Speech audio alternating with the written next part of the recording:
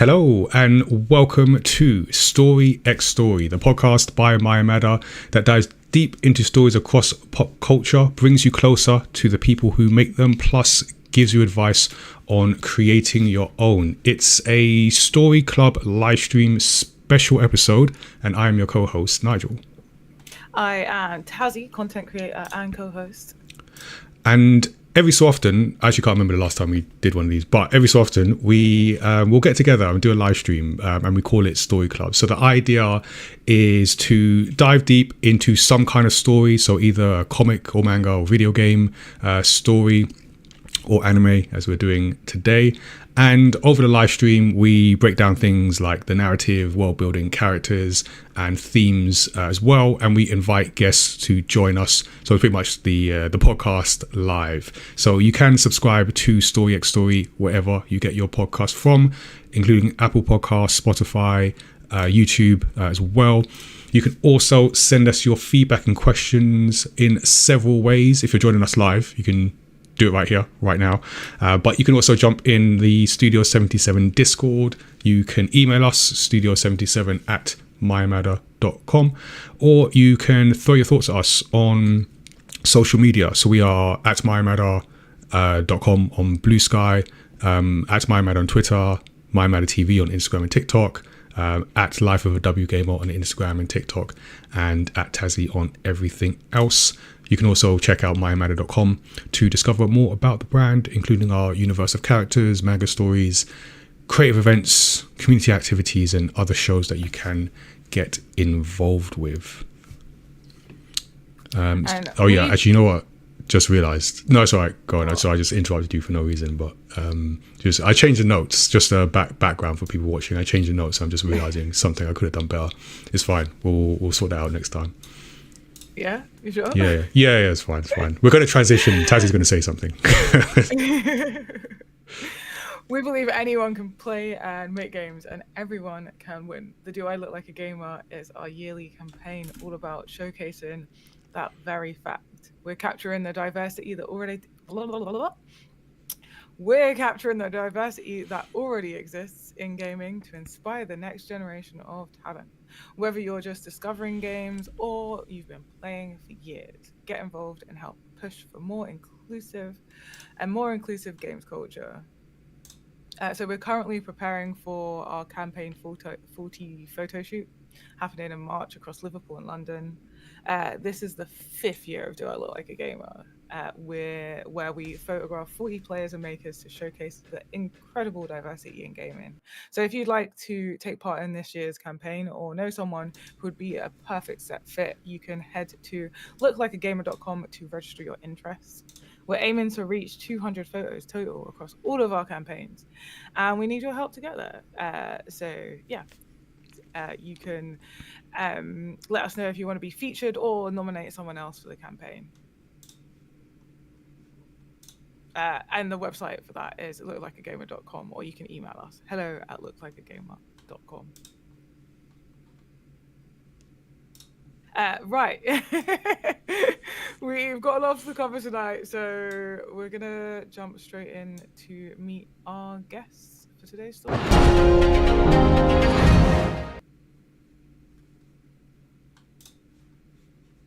Let me know when you're transitioning. Oh yeah, no, we're good. Okay, cool. So today we are joined by some wonderful guests. We have film scholar Rayna Denison, who was last with us for the Colours Within Story Club. Welcome back. Hi. And we also have comic creator and Whip Comics member Lara Callaghan, who was last with us for Tropic of the Sea Story Club. Welcome back. Thank you to the team at alltheanime.com who provided us with copies of the film so that we can all watch and discuss it tonight. The Last Blossom releases in cinemas in Japanese with English subtitles from Friday the 27th of March. Yeah, so what we'll do, I'll do a bit of an overview. I've also got the trailer queued up as well, so we'll let people check that out, and then we'll jump into it. So this is pretty new. So for those that might not have heard of it or haven't had a chance to see it, some spoilers ahead. But so The Last Blossom is a 2025 animated crime drama film that presents what's been described as a Scorsese-esque character study of gangster, exploring themes of life, love, and redemption. It's set in 1980s Japan by the sea. The story unfolds through reflective conversations between Akutsu, a dying former Yakuza in prison, and a talking balsam flower.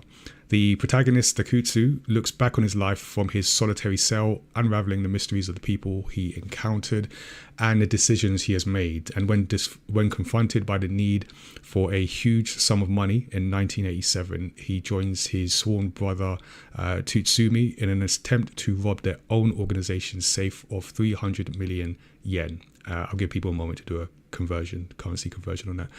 This leads to devastating consequences where he must reckon with whether his risks and sacrifices were worth it in the end. The narrative explores Akutsu's transformation from down and out Yakuza finding unexpected happiness with Nana and her newborn son Kensuke to a lonely inmate facing death, focusing not only on his criminal choices but also the tender moments of love and family that defined his existence. So yeah, it's there's a lot in this. So it's directed by Baku Kinoshita and screenplay by Kazuya Konomoto. Art director Ayumi Sato and animation directors Kazuya Miyoshi, Tsukushi Shimamura. I'm gonna butcher these names, sorry. And Yuki Hosoge. I think I pronounced that right, but apologies if not.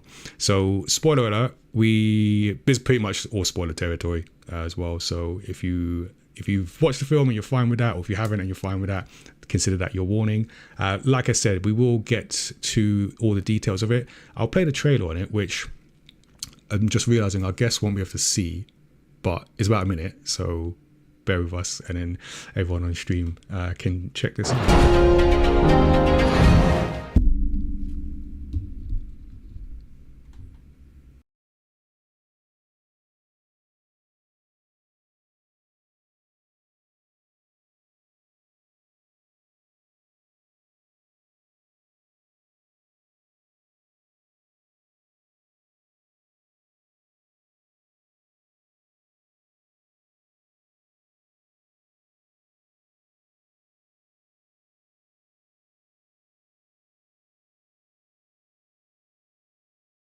There's no sound on it.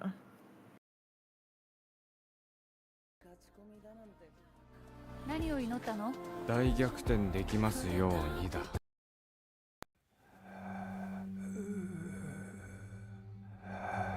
まだだ。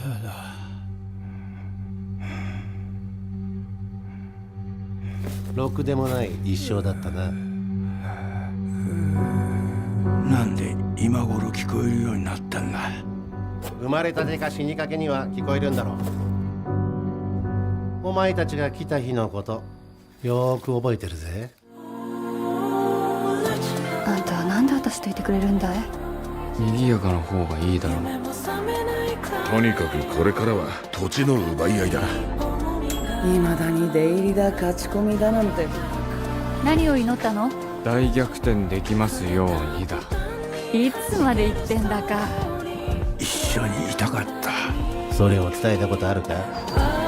なかったな。めんどくせえ生き物だな。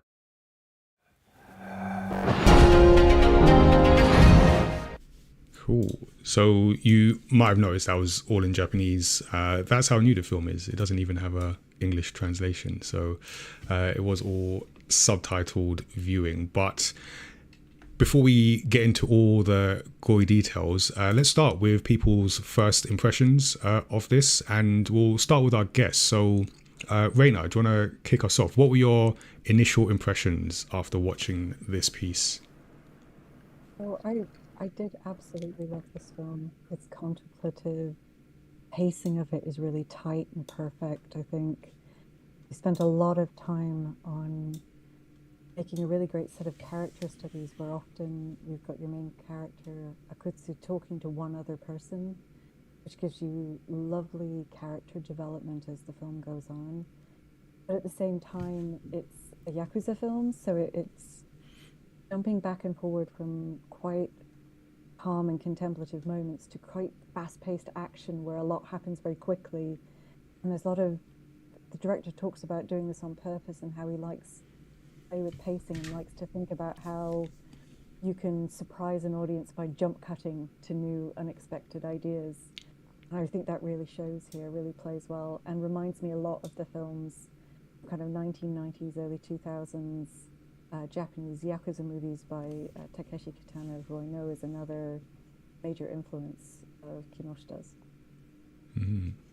Nice. Okay, and Lara, yourself, what did you think after watching this? Oh, Rayna, that was such a beautiful perspective. I really, really agree with it.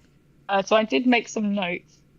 I think it's funny that this is being touted as a crime movie, because when you said that, Nigel, in the intro, I was sort of like, crime? Where's the crime? I know where the crime is.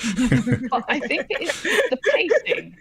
It's the pacing, because it's like there's a very steady undertone that the audience has that this guy is a criminal and quite a high up one. But the actual storytelling is not about that at all.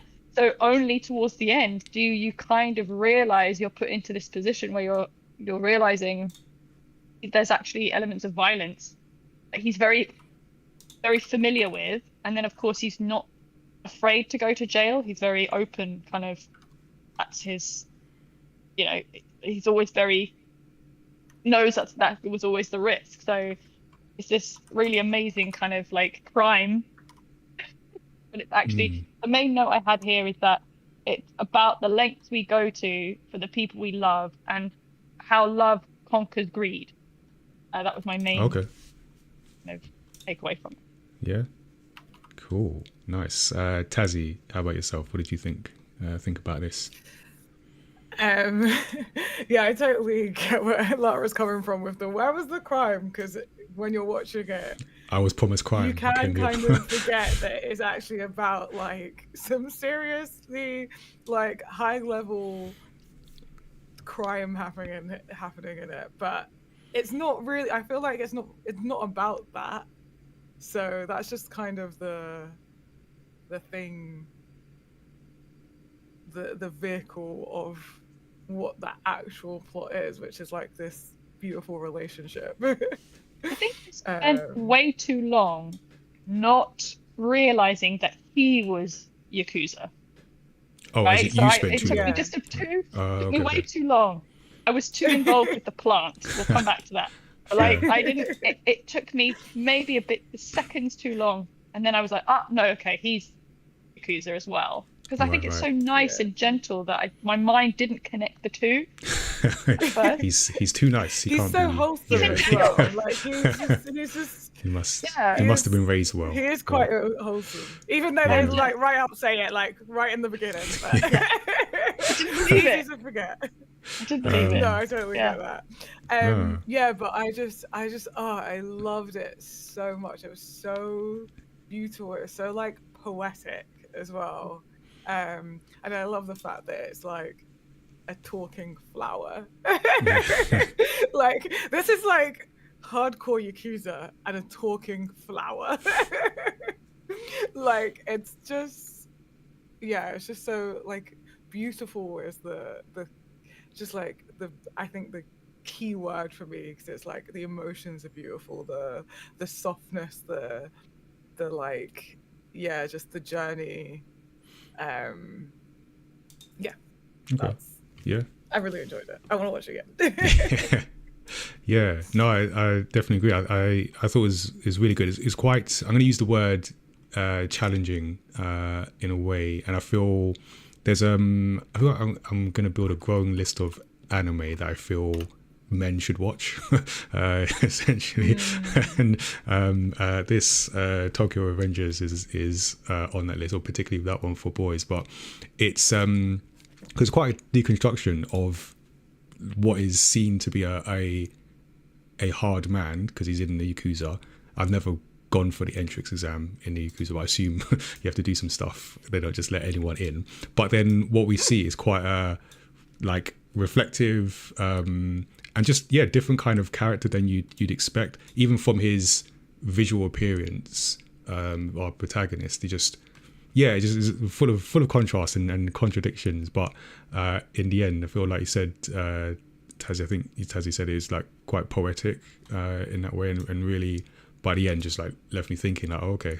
I was frustrated with him at times, which we'll get to, but I thought it's the kind of anime that like left me thinking about the subject matter after the credits had rolled. So I really like this. I think it'll be an interesting discussion.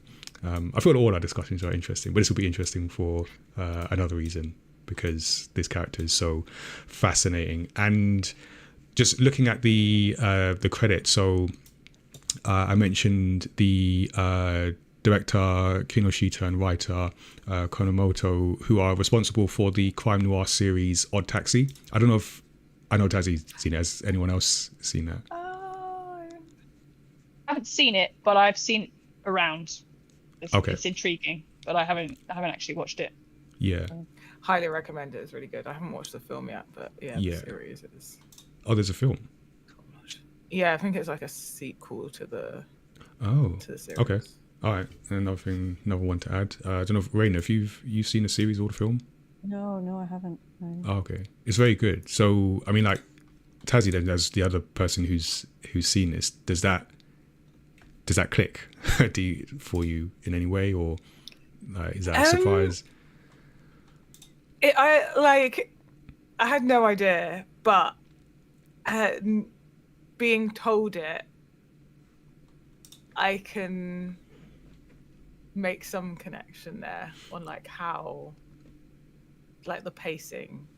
Yeah, I think the pacing and a lot of the framing of the conversations. Like I think Rayna, you mentioned sort of the singular conversations would be a lot of conversations like one-on-one chats in a taxi a lot of the time, but some other locations as well. And this felt similar to me, like the pacing, the tone, the delivery of like the characters, very understated, and Odd Taxi was the same. So I quite like that, how you see like writers work carry through in different stories, and you can kind of get that link. So so like I said, this is a 2025 film, and it premiered at the 2025 Annecy International Animation Film Festival, which is like the film festival for animation. I've still not been to. Have you been to that, Rayna? I wish. No. Yeah. It's one I actually taught my students on film festivals course about it 2 weeks ago, and I'm desperate to go. Okay, all right. Well, we'll put the word out. See, and for me as well, because I would like to go to it. And so it's been round in 2024. It was screened at Annecy as a work in progress, and came back in 2025. In October of 2025, it was shown in Japan, and then November 2025 at the Scotland Loves Anime event as well. It's another one I haven't been to, but I hear good things about it. And Kinoshita was crowned Best Director at the 6th Crunchyroll Anime Awards. And I wonder, as we go into the details of this film, what for all of you, what do you think it was about this film that would lead to that award? What do you think that really stands out about this story?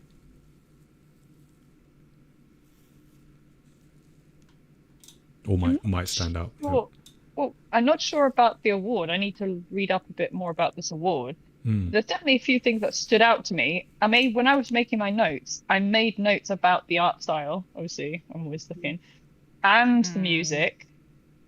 And I think when you consider the pacing and the storytelling, I love this idea that you have this main story, and then underneath you have, his history. It never goes into his backstory. It never goes into anything like that. And that's just really world building. So I can see why there are lots of things that have stood out for me. You know, if I'm noticing it, then pretty. Yeah. I 100% agree with Lara.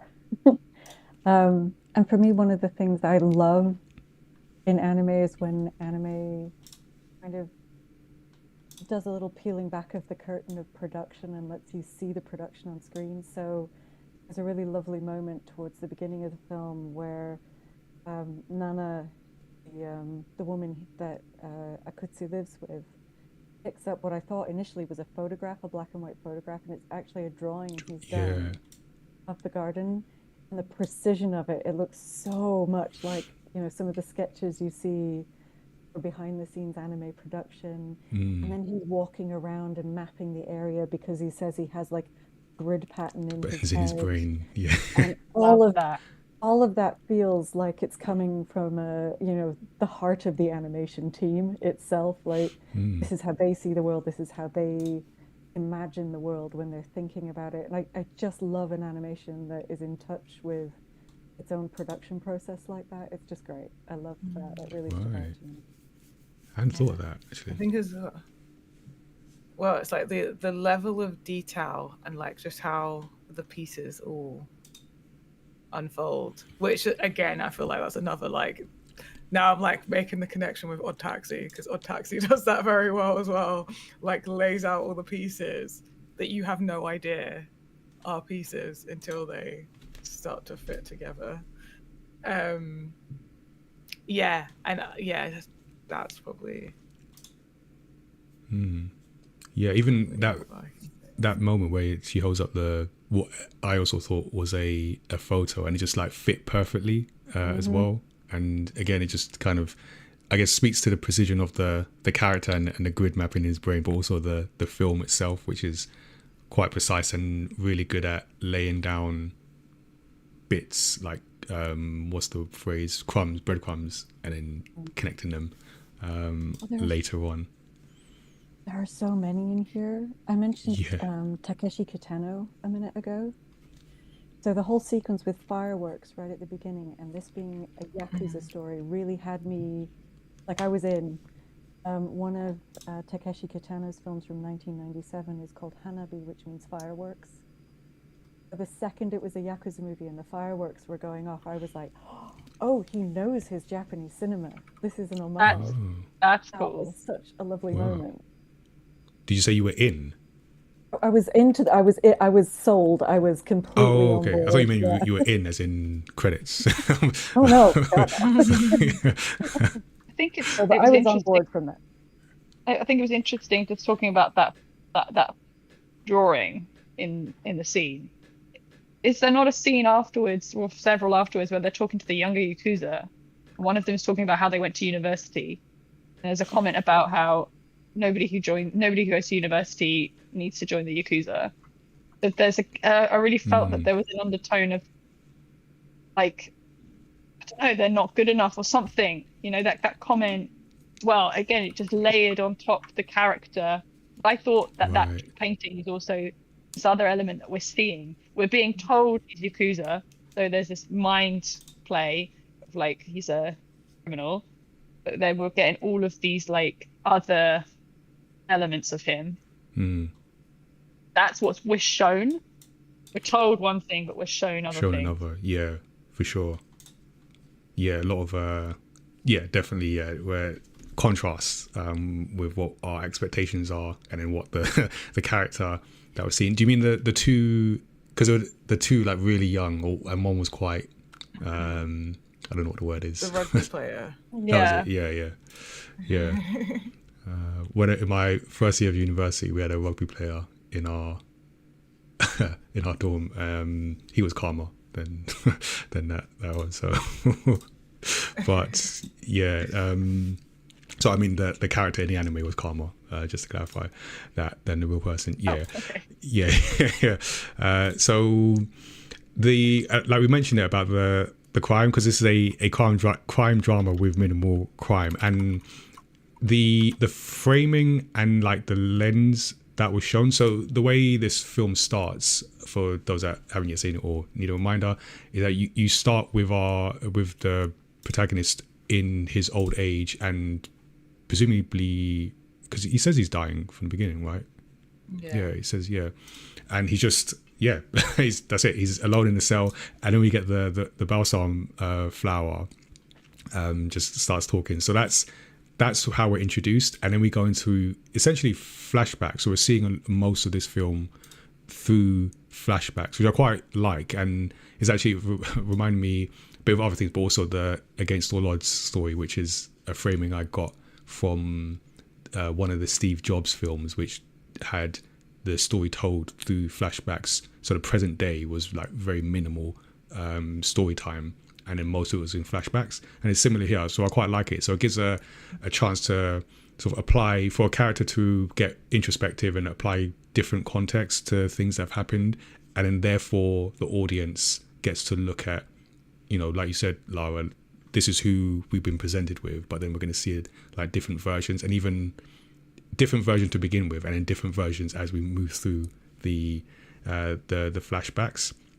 So in terms of like the framing, and I'll start with Tazzy because Against All Odds was about you, and I wonder what you think about the framing here. Did that change how you related to this story, that it was told essentially in the past tense? No, like I feel like when we're in the flashbacks, I feel like we're really taken to those moments. Like they feel present. Yeah, they feel present. Like I don't ever feel like when we're in a flashback scene that we're in a flashback scene. It just feels like it almost feels like the present day is the distant thing. Oh, okay. Like that's the bit that's distant, not the flashback. Oh, and does that make sense? Yeah, no, I don't know. yeah. It makes sense in my head, but like, and that we're like he's him and the flower are the narrators of this story, so they're kind of like the abstract distant thing happening over here as we're like narrating through this story. But I think it's one of the elements that makes it such a beautiful story is how they have done it. But also it would have had to be in flashbacks to get to not like jump too much. It just kind of helps weave it like into this really coherent, really seamless story. For me, it was the color that made it feel that way. Because you get much more saturated color in the flash, like just much more color and bursts of fireworks and, a whole rainbow of colors in the past, in the 1980s. Whereas in the prison sequences, it's much more desaturated, muted, gray tones. Even the balsam flower seems to change and become darker and less green and colorful in those moments. And for me, that was what really signaled which bit I was supposed to be paying attention to. Right. It's not the kind of narrative in the prison. The narrative in the prison is setting up all that color, all that excitement and interest that's happening in the 1980s. Yeah, I get that. I think maybe for me that was the way I was able to focus. Okay, that's a good point. Go ahead, Lara. I'm trying to think. I was going to say I'm trying to think how the transition happened, and I think I can't quite remember now. I know that there was a discussion. The flower keeps calling him dumb, and stupid, but I think in clunky. In flashback usage, when it's clunky, I remember, right? Because it'll be some sort of cheesy, like, it was all back in 1988, do you know what I mean? But there was a very seamless transition. I can't remember. It just felt like then the story was very naturally taken back in time. It never felt clunky at all. I can't remember it standing out that there was like an ugly transition between the No, it's very flashbacks. smooth. Yeah, no, it's really smooth. As in why I think how a we lot get there. The color, yes, I definitely I saw think that as well. Yeah. I think a lot of the time oh, sorry. No, I just I think he says something like, "I can still turn it around." Yeah, it says that a few Not times. That's saying it's too late, surely. And then you get that refrain again, and we're back in the past. It's maybe just that echoing of language that's helping with the moment as well. I don't know. What do you think, Tazzy? Sorry. Yeah. I was going to say, I remember, yes, that was one of the things, and there was also quite a few of the scenes, it would be like the flower was the connecting point. So we'd be looking, the flower would be quite in frame in the cell, and then we'd get the flower again, you know, in the garden, in the house, and then that would switch. So that was one of the like visual transitions that was used. And it was a lot of like narrating what was happening. And because we had a lot of like outside of his cell door, and then that would transition to like a door. We'd hear the talking, and then that would transition to another door. So there was a lot of like that sort of thing where we're already kind of starting to paint the picture in our heads because the conversation is going there, and then the visuals switch. So it's almost like dreamlike transitions. Yeah. Like, you know, that moment where you're just fading off before, yeah. So I think they used quite like a few different techniques so that it was like and they were quite slow. None of them were like sharp transitions. We like slowly, you know, one element was added faded in, into the other. There. Yeah. Yeah. No, they use like multiple elements. There's like visual things, as you mentioned, audio. Quite like it's quite difficult to do well. And I feel that moment where they had the drawing and like again in the back garden sort of overlapped was kind of a reflection of how they did the transitions throughout. Quite precise, very smooth, and just fit from one to the other. And one of the like the first statement I'm gonna say, anime can be so weird, but in a good way, because what we just spoken about is like very serious, and we mentioned Yakuza and the situation. So we see this older version of the protagonist, and then we see the younger version, who is again the older version is talking to a plant. So that's one thing, and then he's living with this woman. And one of the things that I really like about this film and a lot of anime films, and just anime, usually non-shonen, because shonen does a lot of exposition in my opinion, but it doesn't explain what the problem is exactly or the solution that the protagonist are trying to get. It just shows you this life that is being lived for a good half hour. It's just this guy is living with this woman. I don't know why. he hasn't really explained it. No one's explained it. I don't really see a problem. It's just like living life until we get to the problem about needing the money and then getting into that desperate situation. But I really like that. But I also feel, and you can tell me if you feel the same or not. Here in the West, that's the kind of thing that people would immediately go on Twitter, and it probably would be Twitter, and say this is boring. It's boring. Nothing's happening. What is this? Because in a way, like nothing's happening, but it's nice to see this relationship, because what that does, when the problem and the solution that they're going to go after, which is to rob their own Yakuza boss, happens, it means something. So now we know why he's taking this extreme steps and what it would mean to Phil. I guess we kind of already know because we start off in prison, but seeing the steps unfold, and yeah, I really enjoyed that slow pacing.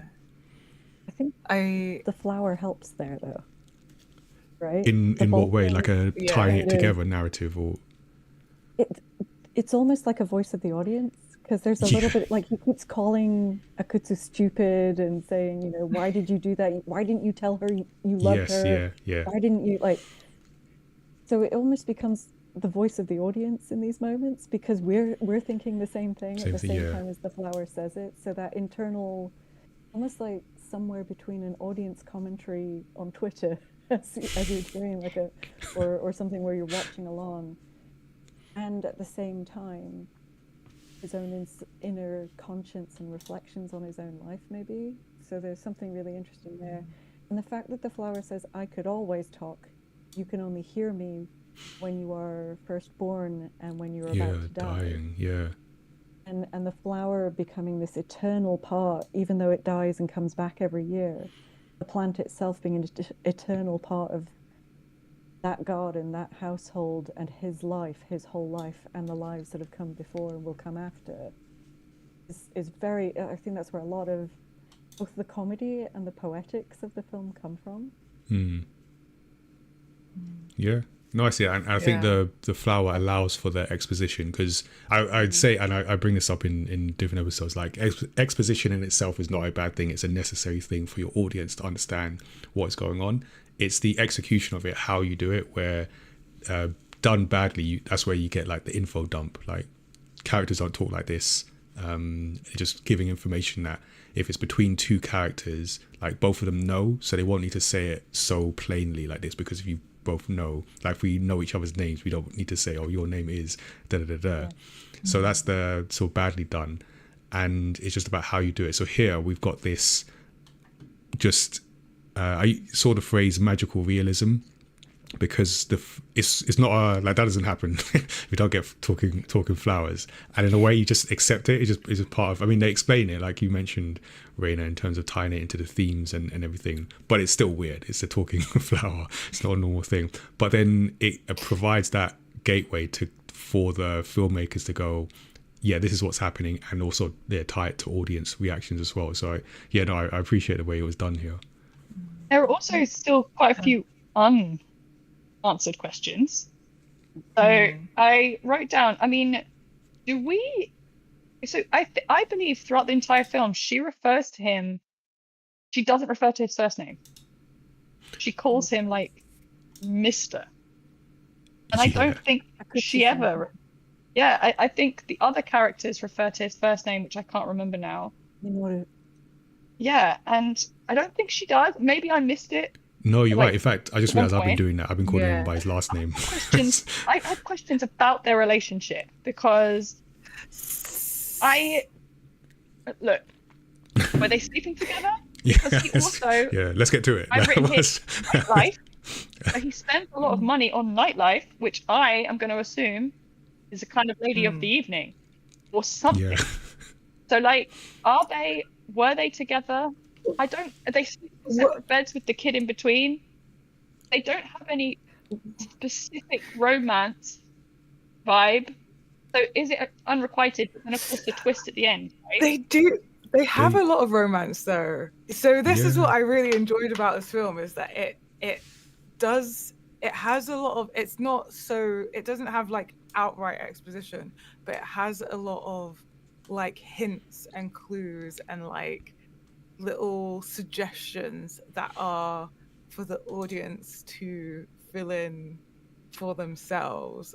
It's kind of like it's as if it's kind of going, you can see these connections how you would like, without outright being like, here is what's happening. So right at the beginning, he turns around and calls her beautiful. And then he's like, oh, I'm talking about the flower. And then there's things like, she brings up like, why don't you just like, what about marriage to me? Yeah, she does. And he's like, no, but being a Yakuza's wife is dangerous. But the way the conversation happens, she's like, I don't care. That they have a romantic connection anyway. The marriage would just make it official. It goes back to what Nigel was saying. Oh, all of this is like assumed, that the audience assumes. It's never an exposition. We're never told. We don't see them kiss. right? So there's nothing explicitly about the relationship. And then, of course, when we have the twist at the end about whose kid it actually is, I immediately start thinking, actually, I've built this entire relationship. There's part of me thinking, like, why do they have to be romantic? Why can't he have just, like, adopted this woman or feel paternal or whatever, or feel some sort of way about her but doesn't want a relationship with need her? to feel the room. And then you realize that actually, is there something else? Was he Yeah. old too, or was he like? Yeah. And also that before he's going off like with his nightlife, it does say just before that things were going great.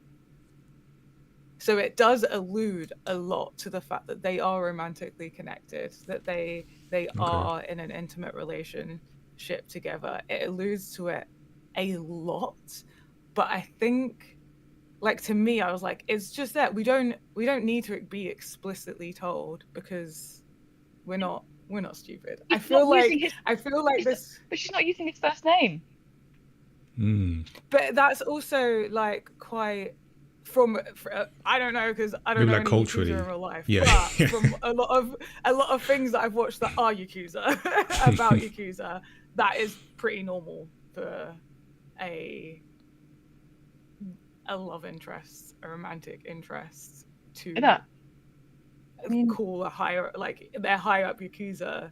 She's not new to the Yakuza life. Yeah, I did have that question myself. Yeah, until, I've seen it a lot in.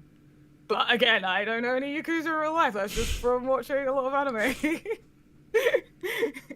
Like, to call a high up member of Yakuza is like by their first names, like, you are. Would that change if they were married? There's a whole language not so much thing going on in this movie that comes from older traditions of Yakuza filmmaking and lifestyles. So a lot of the time you hear them calling each other kind of brother, or the equivalent of brother. And there's a hierarchical relationship where they're differentiating with the titles used. Like, Aniki is kind of like uncle, brother, kind of older person in the hierarchy. You know, so there's, when he's talking to the young guys from university, that's the kind of language they're using.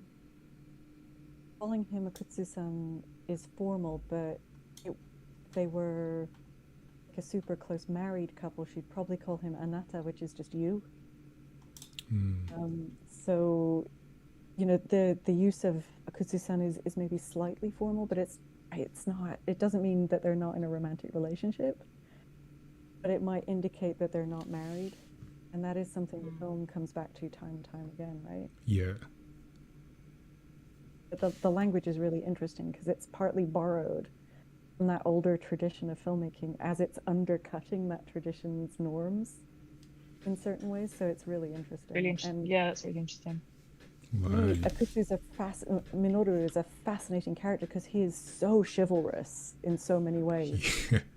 But then quite rude in others. But feels like he's betrayed people, but when he hasn't, it's so interesting. Yeah.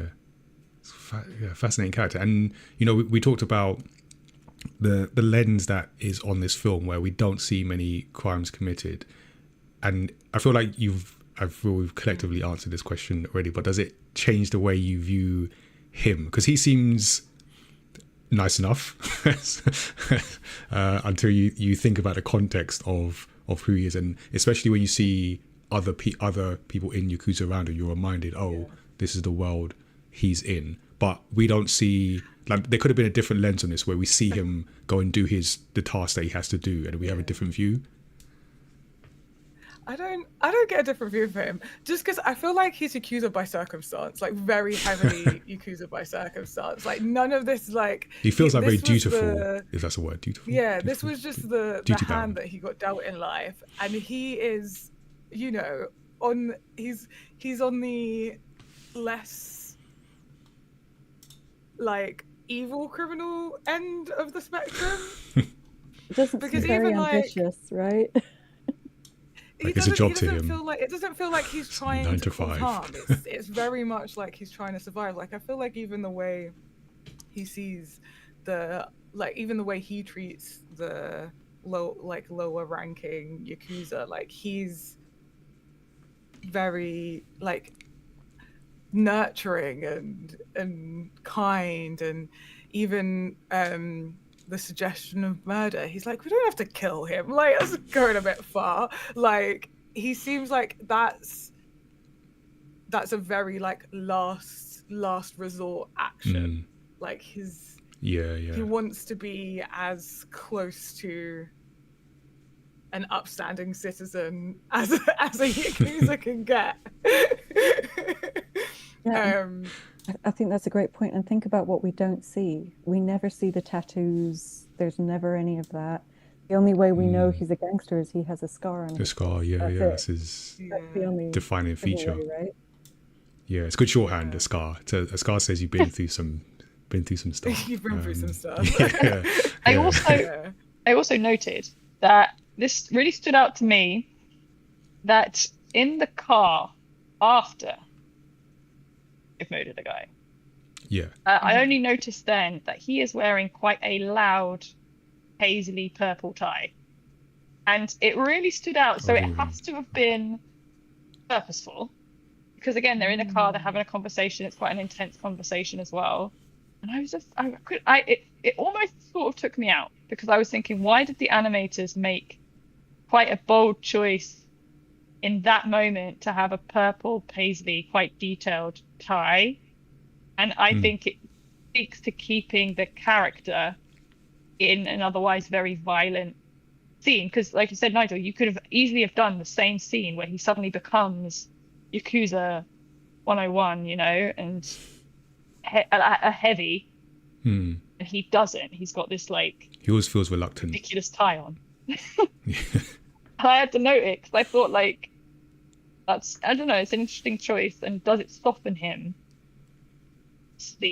after this act? This paisley tie. Yeah, he feels like a soft character. No, just gonna. Yeah, he feels like I think the way we see him and the things he does, or the things we don't see him do, and then particularly the family relationships around him, because that's a good way to soften a character. Like, you can have a character who is one way when he's with friends or other Yakuza, and another way at home with family, and then that will change how you view, like in life. So it's the same sort of shorthand there. So I feel like they've obviously intentionally done that in the way he's framed. Because I was just sitting here thinking, and I'm like, here's like the exact opposite of Kirishima in Yakuza Fiance. I was going to ask you, because you mentioned that. Opposite. Well, last time we talked, you recommended that, Tazzy, and I watched it, and I was thinking exactly the same thing. What I also can say, so I did a little bit of research. So I had 2 questions from the film as well, and one of them was about 20 million yen. So in the end, they steal 20 million. No, wait, no, they left 300. It's 300 million bucks. Oh yeah, I've got it here. Sorry. So I thought, sorry, maybe my maths is wrong, but I thought there was something about 200 million. Did they give 200 million for initially for this the surgery? Yes, that's so right. he needed an amount. The amount they were going to steal was more, and then that's profit. That's just business. Conversion. So 200 million yen in 1990 would have been equivalent of about 770,000 pounds, which in today's money is just shy of 2 million pounds. They would have been stealing over 2 million pounds for the thing. That's a good day's work. Oh yeah, I done the conversion. I didn't think of the inflation. No. Yeah. Wasn't it at one point one of the doctors or one of the in-between people, the triad guy, say it's about $2 million worth of surgery or something? Oh, I missed that. I didn't write it down. I'm sorry, but I'm sure when they're Yeah. talking to the triad guy about the surgery, the black market surgery, it's going to be a certain an amount of dollars. I thought it was around 2 million, so now I wish I'd written it down. But yeah, I think If we'll go with Lara's research on that. Translate the thing as well. So I love that there's this leftover amount of money though.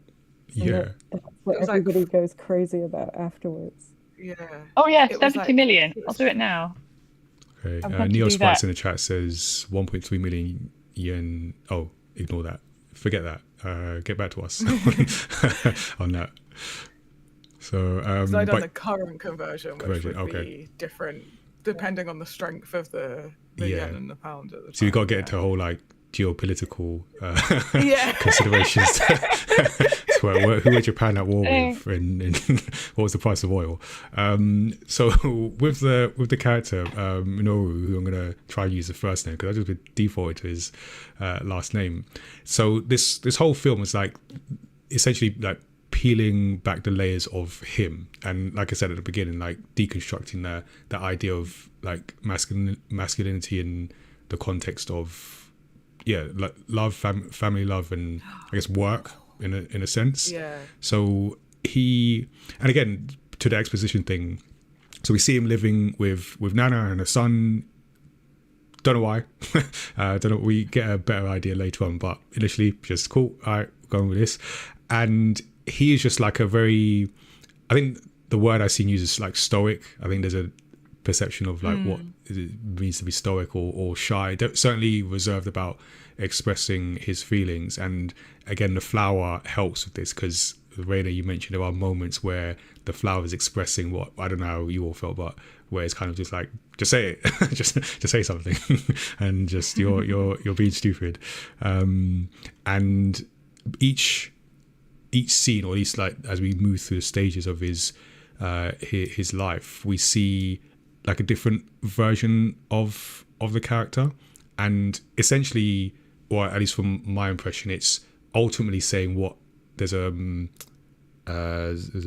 Bobby Caldwell song, "What You Won't Do for Love," which is essentially this film in that, because that's what we're seeing throughout. So Rayna, you're gonna say something.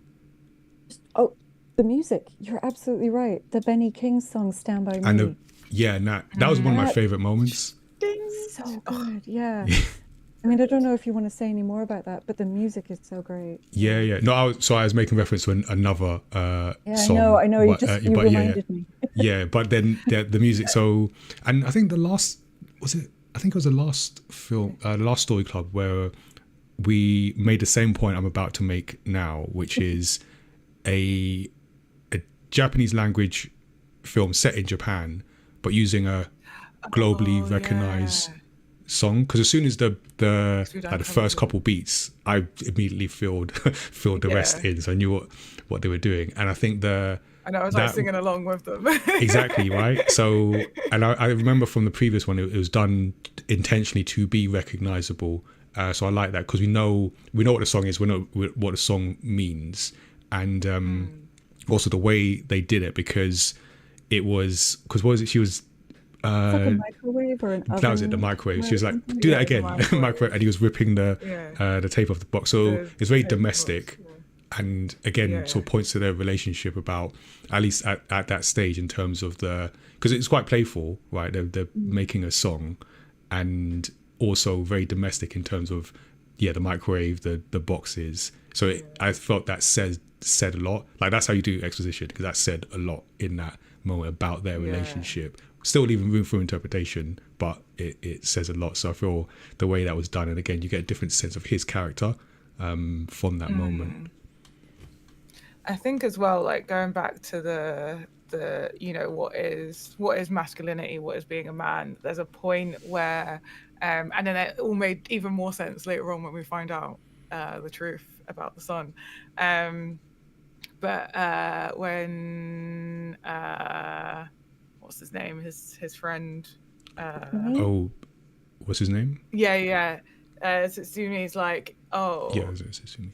Comments about the situation and him taking. I think it's just after he's asked for the money, and he's like, he says something like, "You're a real man, like stepping up and taking care of a kid that's not even yours. You're a real man."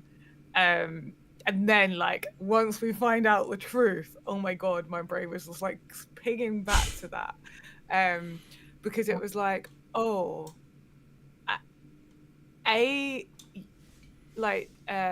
Tsutsumi more of the like, apparently like driven, like he wants to be on top, right? He wants to be like higher up, who like and head the Yakuza and everything. But what he didn't do was directly be there for like his son and for that family. He kind of ran away from that, and then I was like, does he think of himself as kind of inferior because of that? And we get there's a lot of sort of like undertone on here about like what makes someone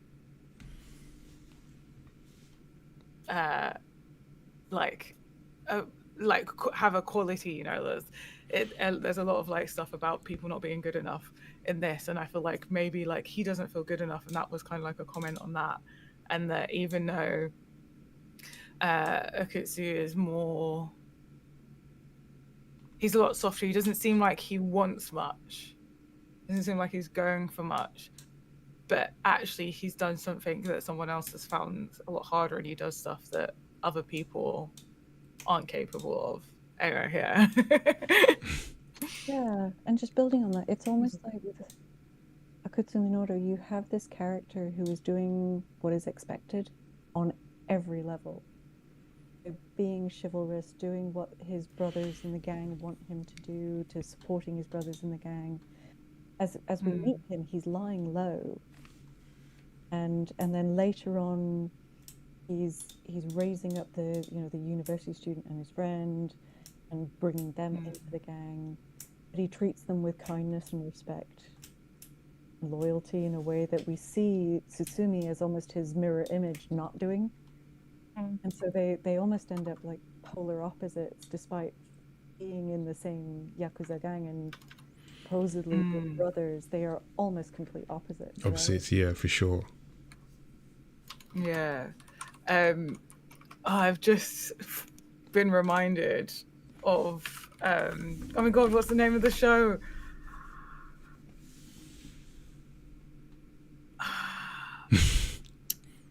I'm intrigued. The mafia one. Oh my god, Tulsa King. Okay. Still on my list. I thought you were going for the Sopranos, or yeah, Tulsa King.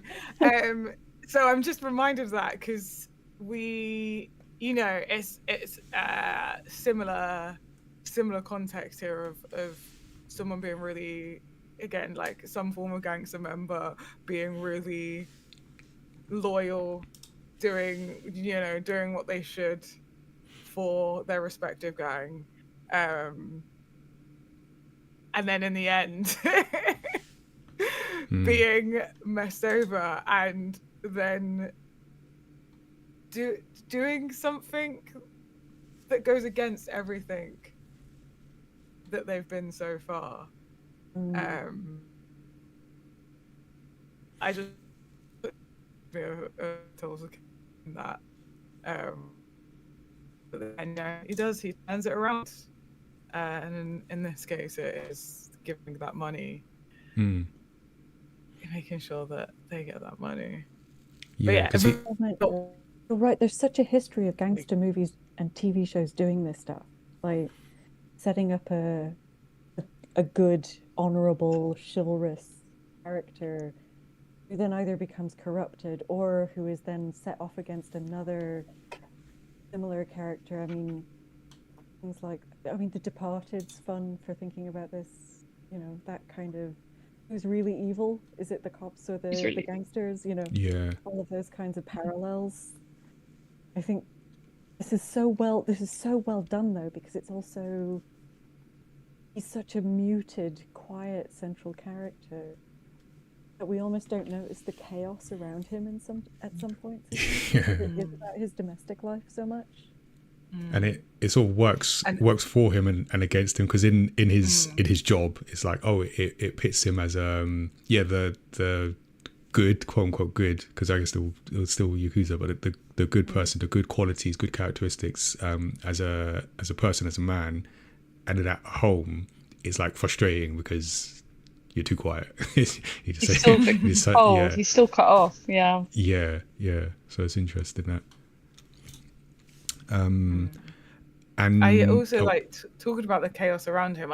This film kind of has like two halves. The first half is very quote unquote slow paced. I like it. It's a good pace. It's not slow, but it's slower. It's more gentle, and then the second half tends to be more action, more chaos. Yeah, relatively speaking, like quite dramatically.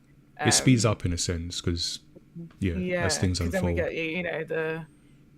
the I think we start to see like, oh yeah, Yakuza in the second half more once the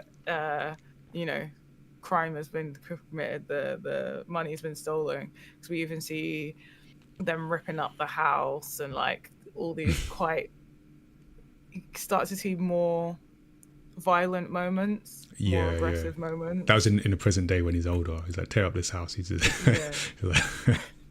like they really go ham on it. He did not let that go.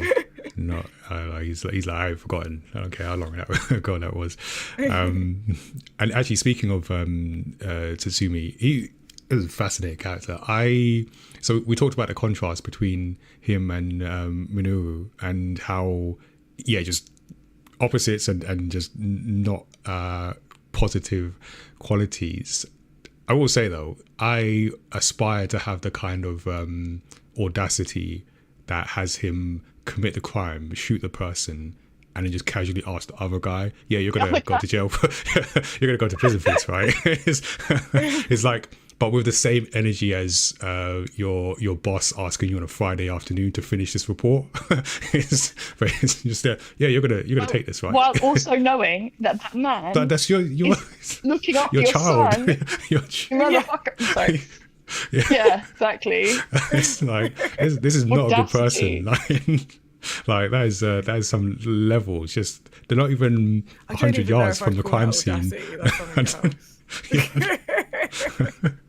I couldn't believe that. So in the 60s, Toei Studios made a bunch of films that were called Ninkyo Eiga, which were literally about chivalrous gangsters.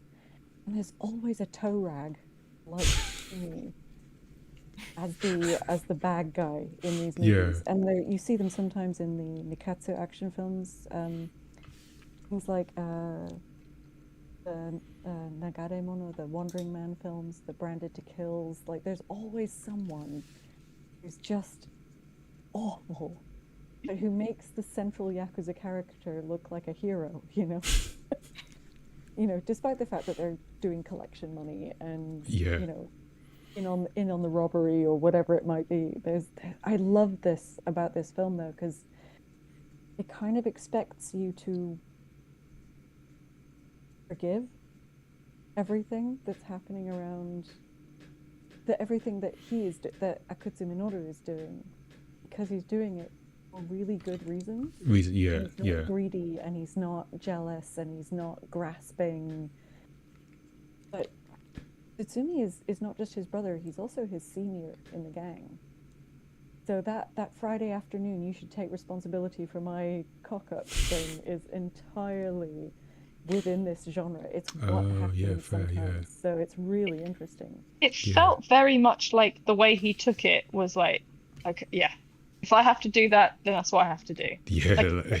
And things transpire afterwards, but kind of like I don't know, that felt very it would have been out of character for him to fight back, but it also felt very normal that he was like, he sort of fought back, but he didn't fight back to reject it, but he fought back to ensure what he did it for gets done. Exactly. Because I think it's what it.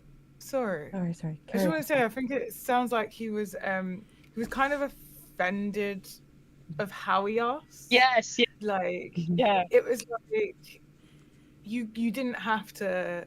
You could have just asked me to to do it, and I would do it. But instead, you made it like you have to threaten me. Yeah. Like you didn't just like I would have just done it. And I feel like that was the moment of betrayal for him. Was like, I would have done this, but you made it an issue. That's right. Yeah, that's yeah. It's the mistake Tsutsumi makes is to think Akutsu is like him.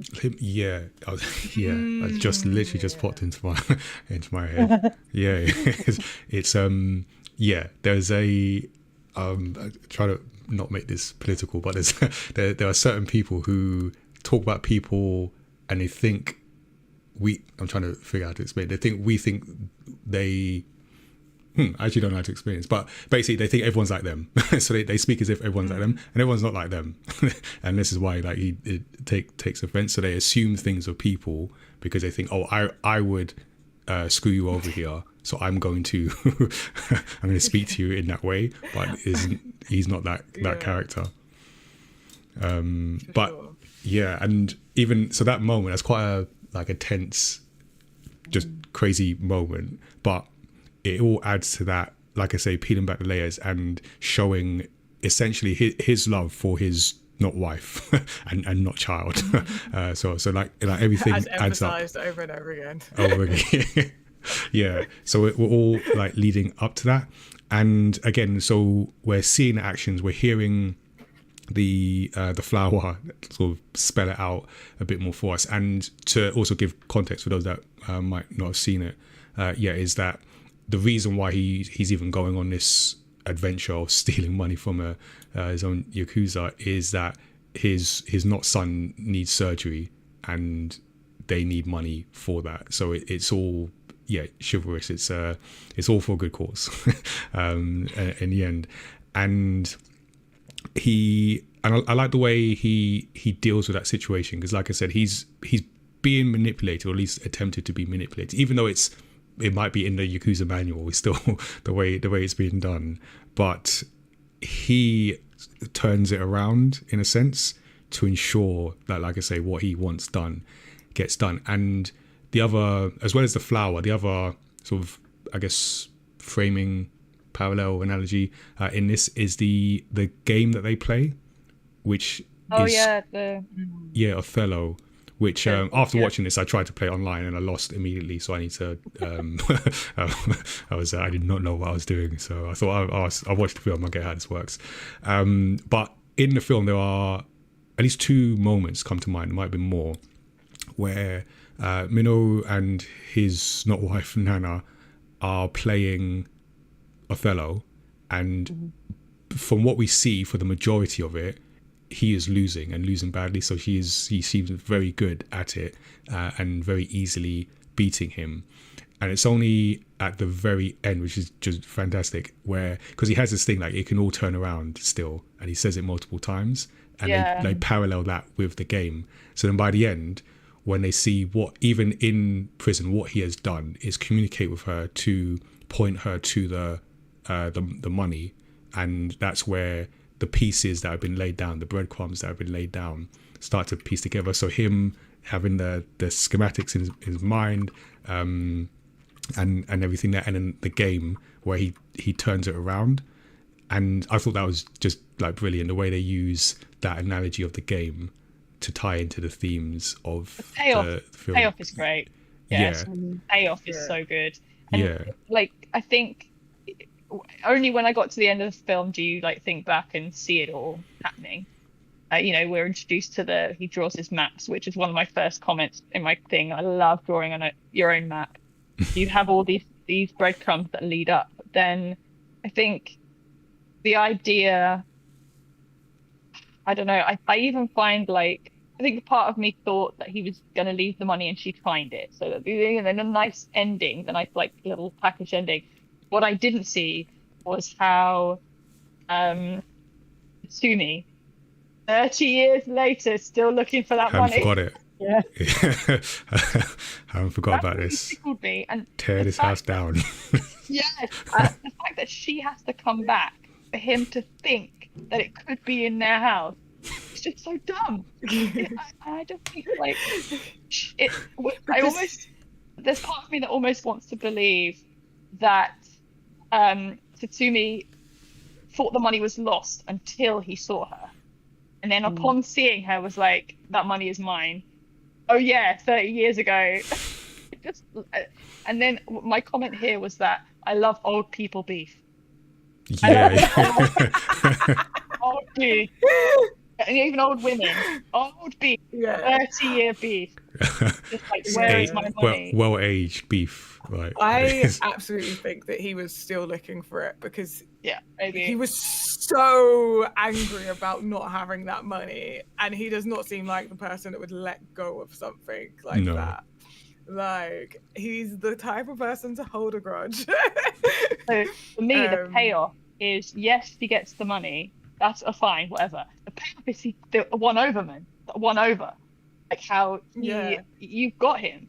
And that's for me, that was the biggest payoff. The turn it around, right? This is like, I'm in jail. I've been here for 30 years. I'm going to die in jail, but I got one over on you. Yeah, oh, delicious. You never got the money, and she did.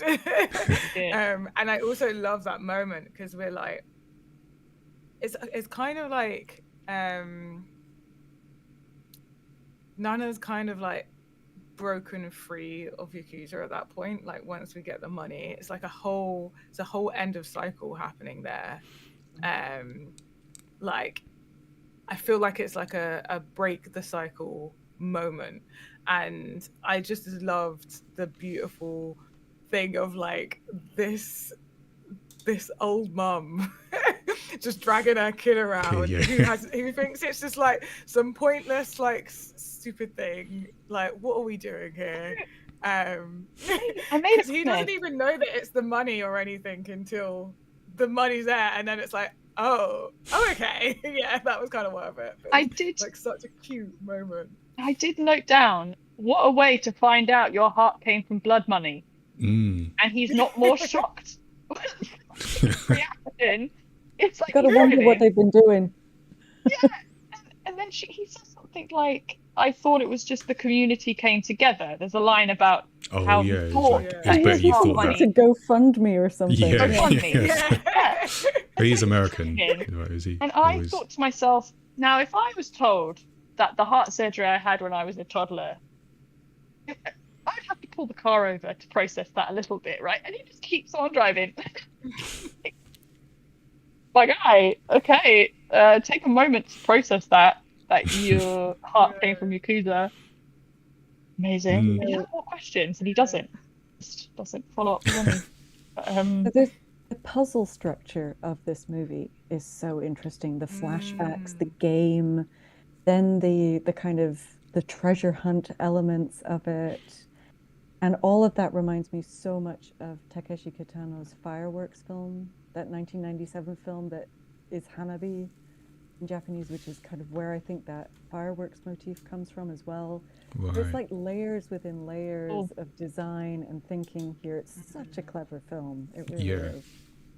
No, I really go on, Tazzy. No, I was just going to say, I knew where the money was.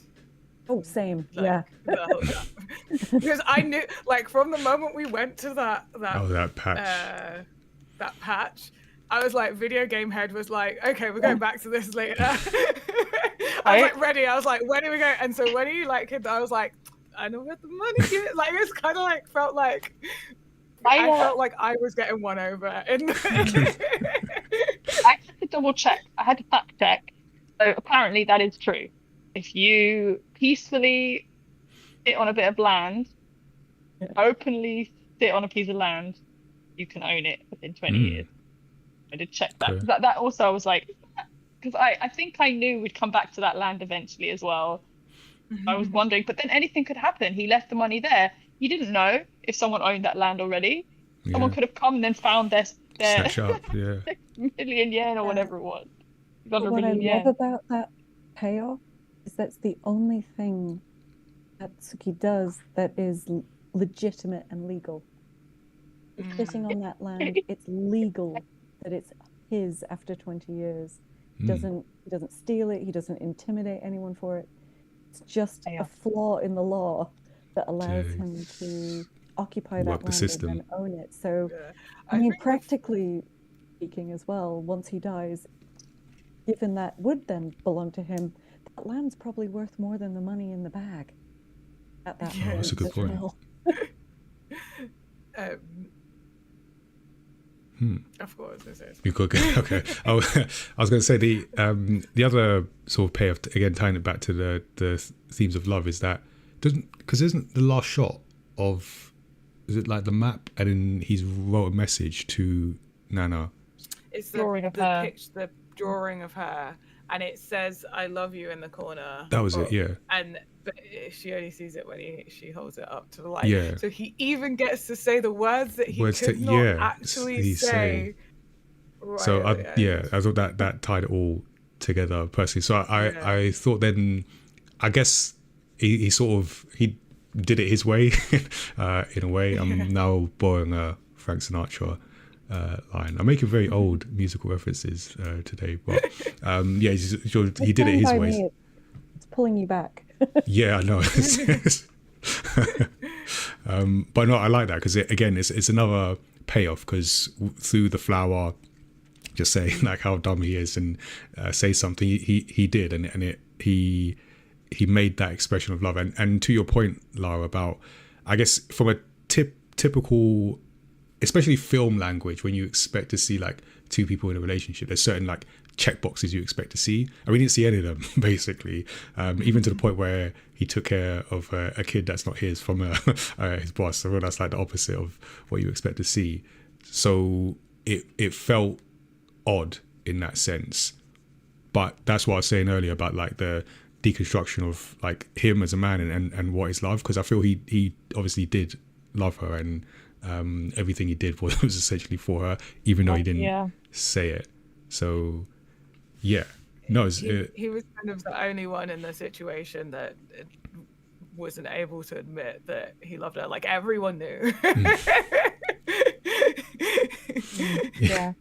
He was a very unreliable narrator of his own life. Yeah. So I mean, with the characters, we've touched on the characters. It's not a massive cast, but they're all purposefully placed and put in there to tell the story of essentially this dying Yakuza. And I wonder if I imagine Nana had the biggest impact on him, but I don't know if you felt any other character had a major impact, or at least impact that you picked up on Minoru. Wakamatsu, I just hated with like every fiber of my body. Oh, who was that? Like the other guy, the third guy, the one that they killed. Yeah. Oh yeah. Yeah. You didn't like him? He was just like slimy and He was he was stereotypically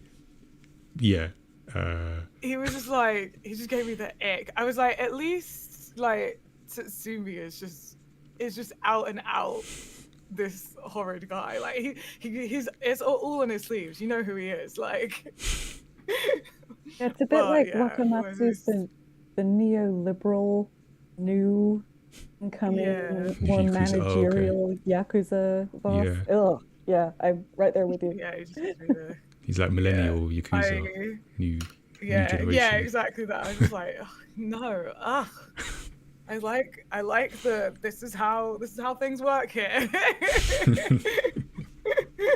Traditional crime lords. And he seemed so flippant. He's like, no, we're going to do this. And he was way too confident in the moment that he's about to get killed. He's like, it's just gonna be an inside job. And then like, cool, well, if you know that, why are you just there waiting to get shot? You clearly ain't that smart. You act like you're smart. Little, just hate him. Anyone else had any characters that resonated with them, positively or negatively? The balsam is really interesting. Yeah, I was just gonna say I did. Yeah, I love the way it becomes like. So it starts off. It's a plant in a can, kind of like a tin can, that's been given to him in the prison. But it becomes more and more animated, and it moves more and more. It's more expressive as the movie goes on. I kind of love that. And when I was reading about the movie, the director was saying that there's a weird moment at the end where Akutsu touches the seed pod on the balsam and it explodes. Yeah. You see like all the little seeds falling onto the prison floor where they can't become future balsam. And so there's this really sad moment towards the end of the film. But when I was reading about the movie, he said that that's the whole core of the visuals of the film, is that idea of like bursting, exploding, and popping, which is why we get the fireworks, the bubbles. He brings home balloons at one point. Yeah. And so it's again another thing about pacing and refrain and imagery and game playing with the audience. So I think, despite it being a really weird moment, it's a really lovely moment as well. It's really poignant. Yeah. So I think that character arc, going from somebody who can't be heard except at the beginning and end of life to a character that is fully rounded and kind of understood by the end of the film and is used as a go-between between characters, and it's just such an interesting character arc, and it's performed really well as well, I thought. Oh, for sure, yeah. It does. And like, because as well, it's such a good like one to use for metaphors, because there's so much of like, oh yeah, turf wars, I get that. We like plants aren't strangers to turf wars and all these like other like, I think it's weird how humans would take someone in. That's so weird. Why would you share? Like, we need resources. Like that way that they compare and contrast using those like plant metaphors is really enjoyable. I have a somewhat weird connection, and this is why I really love that I'm on this podcast today, on this live stream, because I've written a comic about sentient plants. Oh wow! That escape, and spoiler, they kill their human being and escape. So, it's like piranha that's plants. probably what my plants would do. Yeah, so I immediately, first of all, I also used references of, I thought it was funny and to use these puns or these references to how plants would understand how time moves versus how humans interpret time. And so all of that kind of line is just very close to my heart, having plants talking is something, and not having eyes or mouths. So this is like a little just fully expressive in terms of like the way it moves, how they move as well. So in my comic as well, I have plants moving around and how they would move and shift if they're in a pot, how they would shift in a pot, stuff like that, which I definitely feel very connected to that plant. Okay. I understand the motif quite well. I do like a good analogy in this, and I feel again it adds to the deconstruction of Minoru, because he starts off and he's the Yakuza guy, so that contrast between what the flower is saying about how sharing resources and sort of life continues and so on is at odds with the me of the Yakuza, and even it's a group thing. We see in terms of like how the robbery goes on. It's like, every man for himself. But then we see our protagonist change, and like we talked about, ultimately he does things for other people even though he's not there. I think that's like the key part. So their stories kind of merge in that sense, and I think it speaks to like the themes, because we always want to talk about the themes, and the themes of that, what you would do for other people, because ultimately we see him do make massive sacrifices, even though he doesn't outwardly acknowledge his love for his not wife and not child. We constantly see him do things for them and never ask for credit.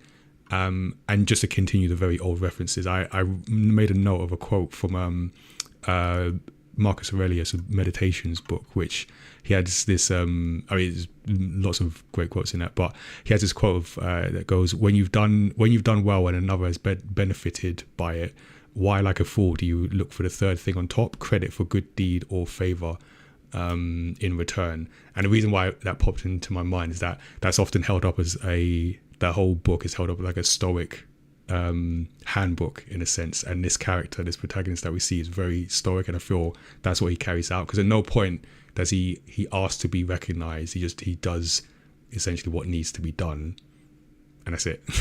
and that's quite especially in like today's world where because everyone needs to get credit for things. But and then we also get the theme of like redemption and forgiveness. So again, we are seeing a Yakuza, and there's almost like a question of him finding meaning through his sacrifice, his love, and whether his choices can be redeemed by the family that he essentially adopts. And we have that conversation with the or we see that evolve through the conversation with the flower, who serves as that companion and brings out those themes as well. I don't know if is there any theme in there that connected with you personally for anyone? There's a Japanese set of phrases, kiri and ninjo. You have, the things you are duty bound and honor bound to do versus the things that you hold in your ninjo, your heart. And I think this is a movie that really plays with that dichotomy of themes between what he is doing because it is his duty, what he feels it's his obligation, his responsibility, his duty, versus what he's doing because it's actually what he loves and who he loves and what he wants for them, for their future. That, that self-sacrificing aspect of him plays with both of those themes, I think, really nicely. And again, makes that huge contrast with Tsutsumi and with Wakamatsu actually as well, Do you think he started out thinking of Nana as a duty and obligation?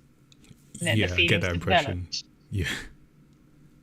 And then I guess, did the film, am I forgetting, did the film ever explicitly say that he knew about? Yeah. He finds out later on, yeah. So, but when they first living together, though, the implication is that he doesn't know. Yeah. But he found out along the way, because there is a moment where he indicated that he knew. There's but a flashback. We don't know on what part of the timeline that is. We do, because we see how old the child is. I can't remember. I can't remember how old the child is. I think he's a toddler at that point. I'm trying, because we go for a flashback and it's Nana talking to what's his face, while Minoru's asleep. Like he's like passed out on the table. We never see them. It's mentioned. We never see them meet, right? Not misremembering. No. So we get told about them meeting. But they never. We never see it, so we don't know how that began. And I guess that's a question, an outlier for me. Yeah. So I'm just thinking like, it's explained. So, Tsumi takes Minoru to a bar, and Nana is and that's when he decides to take her in. But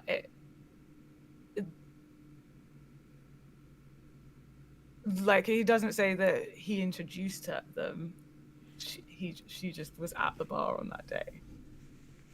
Yeah, it's just like, again, putting the pieces together and inferring. Yeah.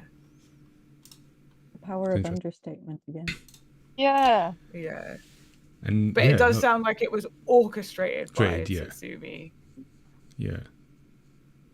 In a way of like, he knows that if he saw her at that bar, he would be duty bound or something. But to- also, he doesn't know that she's pregnant at that point. I don't think so. He does say that he didn't. Yeah. and he does I initially. need to watch well, this not- film And he does. again.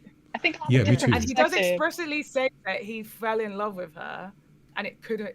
We know that he's fallen in love with her at that point. Well, I was trying to He think just doesn't that say it. you know, we are to assume, if I haven't got this wrong, but we're to assume that Yeah. Wakamatsu and her got together, right? Get my character name. Yeah. Tsutsumi, Tatsumi and Nana. Tatsumi and Nana Tatsumi. got together. Yeah. Tsumi and Nana got together at some point, Yeah. and so they weren't in a relationship. What I'm trying to say is, was there like You're trying to find a ring. cheating, Where's or the was there ring? just need to know the gossip? yeah. I need to know, like, were they in a relationship and then they broke up? Were they like, They clearly just had a one-off thing. was she a prostitute? She Like- does not feel any care towards him. Yeah. So whatever it was a one-off situation. I mean, it's the For sure. 1980s in Japan. It was probably a hostess bar or something similar. Yeah. So something Yakuza run Yeah. where young women were around. And Yeah.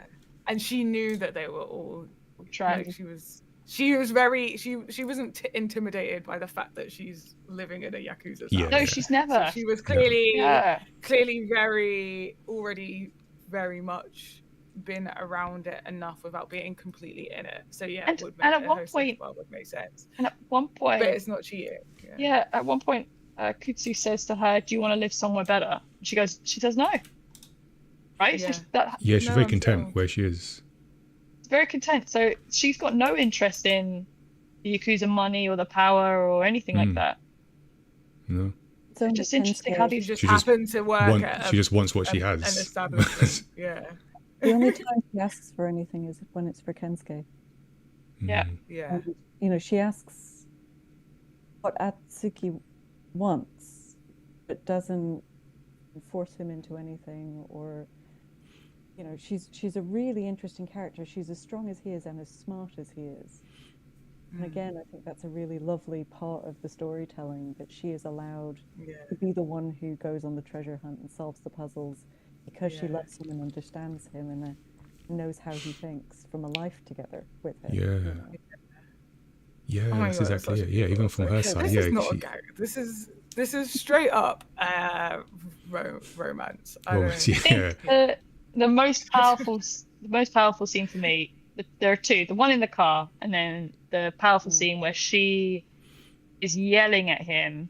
Does she not say something like basically like, do something? What's the point of being in the Yakuza if you're not going to do something? If we can't get the money, Yeah. where's the point? And Something then like that. Yeah. yeah, that's how I read that scene. But the emotion in it was basically like, you are Yakuza. What's the point if you're not going to help my son? What's more important than Yeah. that kind of thing? Which I thought was really, because she doesn't care ever. And then this Yeah. one moment, she's like, "What's the point?" Yeah. It's great. Then we find out that all the time he's been in prison and she and Kensuke have been living somewhere else, she's been paying rent on that flat. Yeah. Yeah. Just in case. So he has a Just place in to come case. back to. And That's, I think- yeah. That's If heavy. you need a sign that He's like comment about like There's a guy, and it's a Yeah. Yakuza boss, so he's going to be in jail for a long time, if not till death. So yeah. I was that, 'cause I was like, But she paid like 30 years of rent up front. Mm. "Oh, was it up front? Sorry, I missed that." Yeah, it was. Oh, I missed it was that as up well. front. It was all at once. Yeah, it was up Oh. front. Boy, that's, yeah. Because obviously she didn't want to have to keep coming back. She needed to be away from it. So it was Of like, course, here's the yeah. money, paid for. I'm out. Out skis. We need to go survive. That says a lot. She was smart, and she was so brave. Like she was brave. Is brave the right term? Like, but she's just not intimidated. Because there's one point where she tells them off for drinking Yeah. in the Yeah, house, yeah, and in she's the like, house, right, yeah. bad enough. It's my house. Yes. Time to leave. Yeah. It's also Nana who introduces the Strong magical master. realism It's Nana who tells us at the beginning that the garden should be left alone and not cleared because it's something that should be left to the gods. And that's where the balsam is that talks, and so it's he is the one who gives us that magical realism as well. It's part of, part of her contribution. I really love Nana. Her whole character design was just amazing. That fringe, oh my goodness, at all ages as well. Yeah. Iconic. I did write down somewhere about how that phrase about left to the gods says it back to her son. Yeah. To her son, yeah. And I wrote somewhere being like, when he was saying what the hell? Like, yeah. That was when she got mad. Like, the kind of mad where you don't shout. I was like, okay. Oh, I shouted. I shouted. Yeah. I was literally there, like, as he was saying that, I was like, so, not the right time and place to bring it. Like, I get what you're saying, but no, just stop. You're putting your foot in your mouth here. Like, do you want to keep digging that grave? Because he kept going. You could see her getting mad. I was so embarrassed for him. Like, I was literally like, oh my god. Just not the right thing. Of all the times you didn't say anything, is where you say something. So and again, just all the characters were there for a purpose. I do like the efficiency and the purpose with the character placement. Like, I feel no one was there just because it's a cool character design or anything. Just they're there for a purpose. So I think my sort of, they're done by the director as well. Kinoshita did the character design. Yes. Yeah.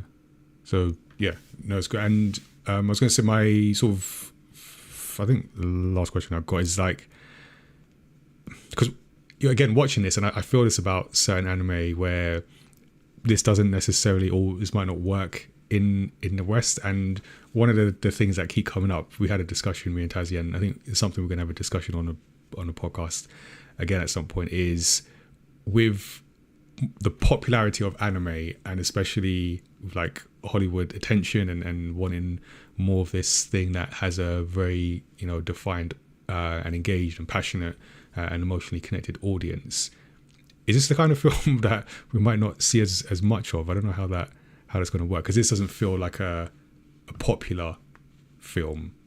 It feels like as we see more anime, we'll see less of this and more of, I don't know, sort of. I don't know. I think at the moment we're seeing, so this is made by a brand new studio. And you've got studios like Science Saru and others that are doing kind of standalone films as well, just adapted from manga or massive franchise movies. So you've got directors who are really big in Japan that are starting their own studios, and you'd hope that over time those might be spun out to new directors coming through with original stories. So Makoto Shinkai with Comics Wave, and Mamoru Hosoda has his own studio. You've got Anno with Kara, so you've got these sort of director-based studios that are doing more indie, exciting work, as well as and alongside the other big studios that are doing the adaptations from Shonen Jump and things like that. So the problems at the moment in the anime industry is where the new talent's going to come from. So a lot of people are getting promoted quite quickly at the moment because there's a brain drain away from anime to things like video games. Right. So we've had quite interesting kind of new, like younger directors coming through in the last couple of years, just because there's a bit more space in the market, and my hope is that creates more original voices and animation along the way. I love that this is a combination of really experienced producers and a younger director, but also a younger director who's got a really great partnership with his writer, with Konomoto, who's mixed, and the two of them together are a powerhouse. I think that's why this works, this film. Yeah. I'm very excited. I'm trying to find who's actually said this, but it's something that keeps popping up on like my social media, and I don't know if it's like a quote from a specific person or a general consensus that's come up in multiple interviews. But this idea that Japanese animators are going to keep on making anime for a Japanese audience and not for the West. and I'm trying to find like sources, and I don't know if it's just something someone's made up and spread on social media or if it's been actually said in interviews. But like when I've seen it, I'm like, yeah, I want Japanese animators to keep making anime for Japan, because that's the anime that I've fallen. That's what makes it so good. That's the anime that we've fallen like long-term fans, and even like a lot of newcomers have fallen in love with that style of storytelling. So if that is accurate, then if that's actually something that has been said, then we're fine. We're gonna still keep getting great anime. Yeah. Okay. That helps me sure. Keep being stubborn, Japan. Nigel, didn't Keith just say in an interview that like he was accused of being a bit like the storytelling in this being a bit Western in style, and he was kind of like, oh, no, I missed that. I am making this for a Japanese audience, and it's got all these references back to Japanese culture. Okay. You know. Yeah, I I remember reading something about that. Okay, you know. that's good. I missed that in gathering my notes, but yeah, because I feel like this is the kind of thing that needs to be protected in a sense. Not that there's anything wrong with adaptations and from shonen, obviously enjoy that, but it just strikes me as influence and stuff, but the core of it needs to stay. Yeah, because I like this kind of film. Like I said at the beginning, it's type of film that afterwards I'm like thinking about and sort of what it means for you, and I feel that's what good stories do, make you think beyond the sort of credits as well. So very very much enjoyed it. Very very thoughtful, very reflective, and enjoyed hearing the thoughts of everyone. So that is our discussion for another story club, The Last Blossom, which is actually releasing exclusively in cinemas across the UK and Ireland from the 27th of March. For how long, who knows, but you've got your notice there as well. So but stick with us, because we're got to wrap up a few things before we end the stream. But thank you everyone for joining us in chat as well. It's the great thing about doing these episodes live, is that it's not just us in the discussion, and not just us and our guests in the discussion. So thank you so much. We also have our creative challenge for this season, which is showcase something you're renewing this spring.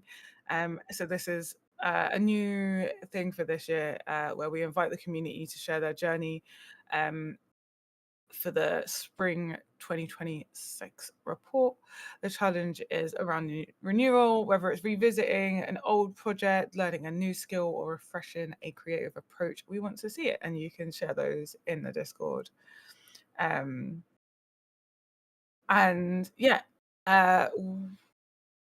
Should we hear from our guests, what our guests have coming up? This is your part, apparently. Yep.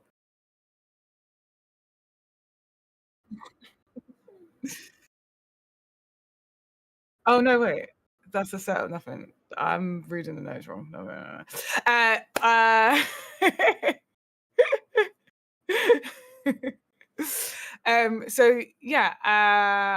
love to hear any projects either of you have got going on, and where people can find you on socials. So Lara, we'll start with you.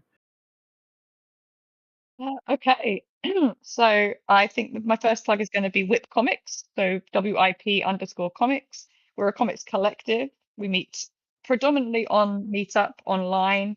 There will be in-person meetups, and we're all just independent comic creators doing our own self-published work. We come together to support each other and provide feedback to each other and encourage each other to create better works. And then every year we do an anthology together. So while we're working independently, we have this collective anthology that we work on. This year it's number 9, so we've done 9 years in a row. We're going to be announcing the theme very shortly. Every anthology has a theme, and every anthology we try to mix it up with the formatting, basically to push all artists out of their creative comfort zone thinking of new stories, thinking of new ways of using the comic language, things like that. Because while we have our own independent works, we want to be able to push to become better artists as well. That's what I'll put. And last thing I'll say is that if you do want to read about sentient plants, I have a comic called Reapers that I wrote quite a while ago. And yeah, so this, especially the last blossom, definitely connected with me because of that. Yeah, thanks guys. Amazing. It's been a great to be on here. Thank you. Thanks for having me. Thank you. Rayna, what about yourself? Any projects that you want to shout out? Well, now I'm going to go read Reapers immediately because that sounds great. And it sounds, there's been a few kind of anime that have these killer plant themes. There's All You Need Is Kill that came out this year as well, so that's really cool. So I've got a lot of academic things going on. I'm co-editing a new collection for a group called Macadamia that's coming out this summer on Studio Ghibli. So that's kind of new approaches to Studio Ghibli, kind of academic though. I'm doing a seed talk in Belfast in a couple of weeks. So I'll see the people of Belfast if there's anyone there soon. Chatting about Studio Ghibli with them. And then after that, I'm going into the kind of world of women in Japanese animation and environmentalism in Japanese. So looking forward to those projects as well. That sounds so exciting. Thanks. Yeah, I want to read that.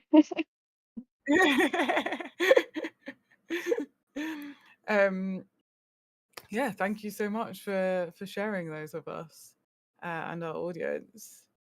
If you enjoyed the Story X Story episode, make sure you subscribe to the podcast and give us a 5-star rating and review, which helps us reach new listeners and fans of story discussions. And we have some Studio 77, which is our digital platform where we host different shows with creative professionals and play games for your amusement. So each month you can enjoy shows including the Studio 77 report, casual conversations with comic creators, and Games Night. So make sure you're following My Madder on Twitch and you can catch each show on there. Yeah, our last one was Games Night. Was that last week? I've had a long week. It feels like it was. Yeah, it does feel like longer ago. But I feel like it was literally last week. Might have just been last week. And and we played Marvel Rivals. Yeah, and we won. I remember we won at the end. We won, yeah. We had a guest on who helped us. Who's very good. Us through. Yeah. Yeah. It's definitely you'll still be able to catch the replay if you're watching live now. Maybe not if you're listening later. But yeah, it's on YouTube. We'll have highlights. Oh yeah, it's on YouTube now. Forgot about YouTube. Yeah. But yeah, check those out each month. Cool. And you can also check out the mymatter.com website. You can get our latest manga, Origins Against All Odds, there. You can also see all our manga at the Yo Comics comics. I was going to say Yo Comics Comics Fair. It was saying comics too many times, but we'll be there Saturday the 22nd of March. So myself, Brooke, will be there with a big suitcase full of comics, and you can help us make that suitcase lighter on the way back. So we'll be there with some of our merchandise as well. So it's a comic fair for kids and by kids at Stanley Arts Centre in South London. So it's from 11 a.m. to 5 p.m. Lara, are you going to be there? Are you there? I might see you there. Yeah. Okay, cool. All right, there we go. Right. See, Lara, we'll be doing a workshop as well. We'll be doing comic, manga, zine making something. I don't know. Brooke will be. I'm going to take the lead from Brooke, so delegation. But yeah, you can join us for that as well. Looking forward to it. And if you are a young aspiring creative professional or you know of one, send them our way. You can check out the My Matter Showrunners Work Experience Program, which we have started for this year, creating opportunities for young people aged 16 and up to get involved and work with our team across comic production, events, content creation, build that portfolio piece, learn what it is to do some work as well, having some interesting conversations with people in the industry about the need for young people to do more relevant work experience. So hopefully we're adding to that in some small way. So you can email us showrunners at mymatter.com to find out more. And yeah, stay tuned. We've got podcast episodes coming each week, audio podcast episodes. Those include creator interviews, video game discussions, and deep dives into stories across pop culture. Our email address is studio77@mymatter.com. You can also check out the My Matter website to find links to subscribe and all of that. But yeah, that's it for another Story Club. Thank you all for watching. Until next time, stay safe, and remember to find yourself someone who will pay your rent 30 years in advance, because that's the life that I need as well. So take care, everyone.